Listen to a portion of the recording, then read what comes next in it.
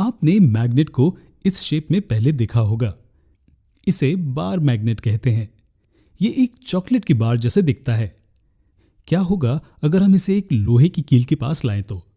हम जानते हैं कि जैसे ही हम इसे कील के पास लेकर जाते हैं तो एक पॉइंट पर कील मैग्नेट की ओर मूव करता है और उससे चिपक जाता है। और ये वही रहता है जब तक हम खुद इसे ये मैग्नेट से अलग ना कर दें।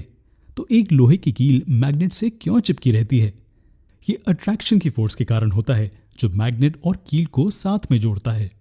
ये फोर्स मैग्नेट द्वारा कील पर लगाई जाती है और इसलिए इसे मैग्नेटिक फोर्स कहा जाता है। चलिए इस दिलचस्प सवाल का जवाब दें। क्या मैग्नेटिक फोर्स एक कांटेक्ट फोर्स होती है?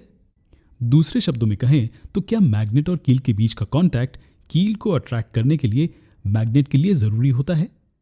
चलिए एनिमेशन को स्लो मोशन में देखते हैं।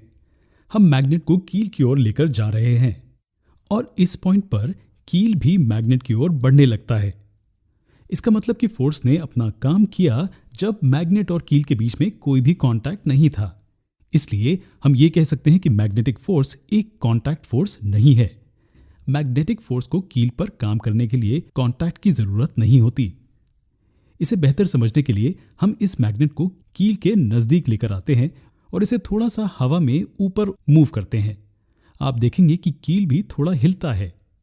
इसका मतलब है कि लोहे की कील एक मैग्नेटिक फोर्स के प्रभाव में है, भले ही ये मैग्नेट के कांटेक्ट में ना हो।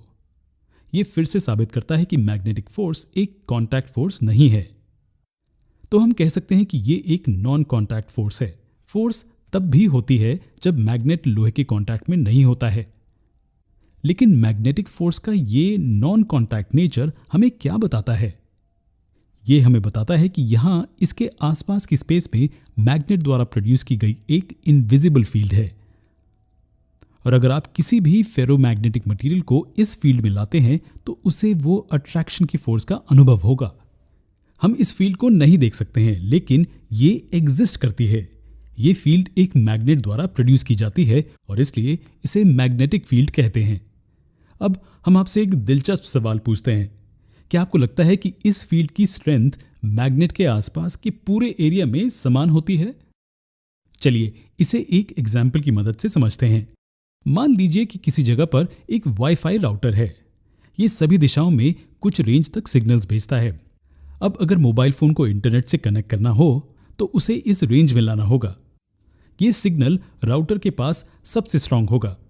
आप अपना सेल फोन राउटर के जितना पास लेकर आते हैं, सिग्नल उतना ही स्ट्रांग होता है।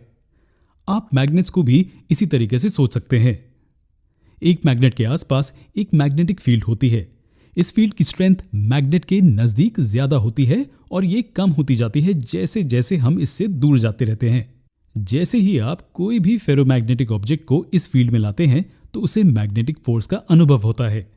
हम ऑब्जेक्ट को मैग्नेट के जितना पास लाते हैं वो उतनी ज्यादा फोर्स का अनुभव करता है। फिर एक पॉइंट पर फोर्स इतनी ज्यादा हो जाती है कि ऑब्जेक्ट सीधे मैग्नेट से जाकर चिपक जाता है।